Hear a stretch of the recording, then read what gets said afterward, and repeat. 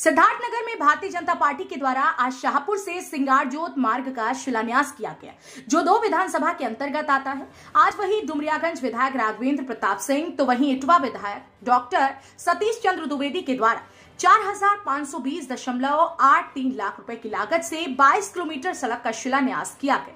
वहीं doctor Satish Chandra Dwivedi basic शिक्षा मंत्री ने कहा कि मैं जनता का 24 घंटे का सेवक हूं। मैंने आज अपने इटवा विधानसभा क्षेत्र की जनता के लिए हमेशा एक सेवक के रूप में तत्पर रहूंगा। वहीं उनके भाषण के दौरान सपा और बसपा पर भी तीखावार किया गया।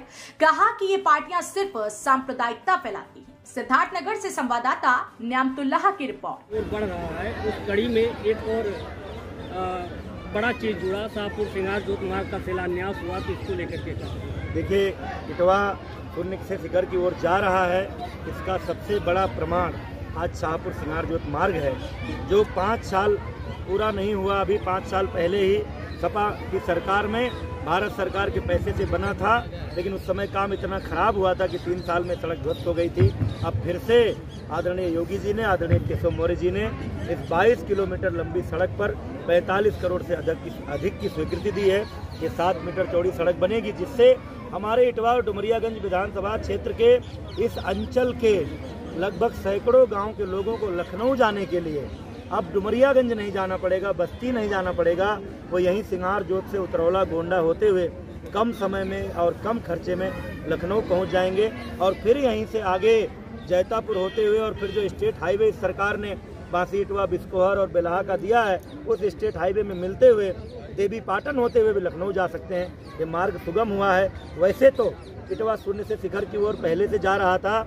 राजकीय इंटर कॉलेज का निर्माण हो गया, राजकीय डिग्री कॉलेज बन रहा है, ITI बन रही है, पॉलिटेक्निक बन रहा है, इटवा बिस्कोहर नगर पंचायत बन गया, खुनियाओं में पशु अस्पताल नहीं था वो बन गया, इटवा के अस्पताल को भी ध्वस्त करके नवनिर्माण होने जा रहा है, और पूरे विधानसभा क्षेत्र में दर्जनों सड़कों का चौड़ीकरण और 50 से अधिक नई सड़कें बनी हैं, और 50 सड़कें अभी स्वीकृति में लगी हैं, बनने वाली हैं। तो उस कड़ी में एक बड़ा उपहार नए साल का 2022 का योगी सरकार ने इस क्षेत्र की जनता को दिया है।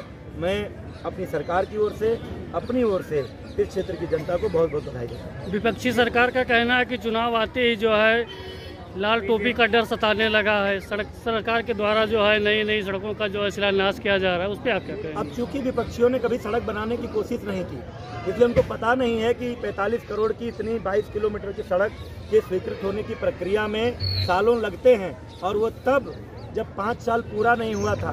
तो जिसने कभी सरकार सड़क बनाई नहीं, जो लाल और हरा की राजनीति करके, जो हिंदू मुस्लिम की राजनीति करके, जो जातिवाद और क्षेत्रवाद का जहर बो करके, जो भाई भाई को लड़ा करके वोट बैंक के आधार पर चुनाव जीतता रहा है, वो भला सड़कों की बात, वो पुलों की बात, कॉलेजों की बात, नगर पंचायत की बात, उसको तो बुरी लगेगी जी। विपक्षी द्वारा रेट किस पर डाला जाता है? जो आयकर की चोरी करता है उस पर डाला जाता है। और अगर 300 करोड़ 400 करोड़ की चोरी करके नगद अपने घरों में रखने वाले भ्रष्टाचारियों के ऊपर आयकर विभाग रेड कर रहा है, तो मेरे तो समझ से परे है कि देश के किसी और नेता को